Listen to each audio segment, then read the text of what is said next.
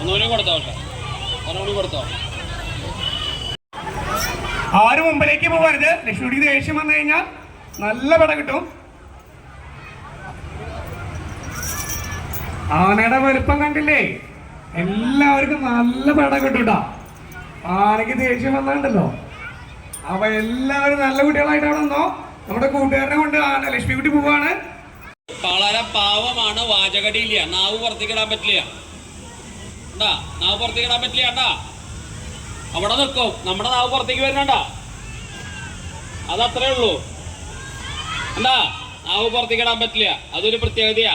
അപ്പൊ നിങ്ങൾ ആരെങ്കിലും ചോദിക്കാണ്, ആനയുടെ നാവ് കണ്ടിട്ട് കൊമ്പില്ലാത്ത വർഗമുണ്ട്, അതിന് മോഴയാനെന്ന് പറയും. അതിനും കൊമ്പുണ്ടാവില്ല, പകരം തേറ്റാന്ന് പറയും. ഇതെന്താ തേറ്റ? കണ്ടാ ചെറിയൊരു ആനക്കൊമ്പിന്റെ ഒരു കുറ്റിമാരി കണ്ടാ? അത് കണ്ടാൽ ഒന്നാലേ അത് മോഴയാനയായിരിക്കും, അല്ലെങ്കിൽ പിടിയാനയായിരിക്കും കേട്ടോ. ശ്രദ്ധിക്കണേ.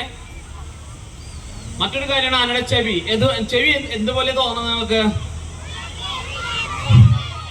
വിശറിമാരി അല്ലേ, മുറംമാരി അല്ലേ, അല്ലേ? അതിന്റെ ശരീരത്തിലെ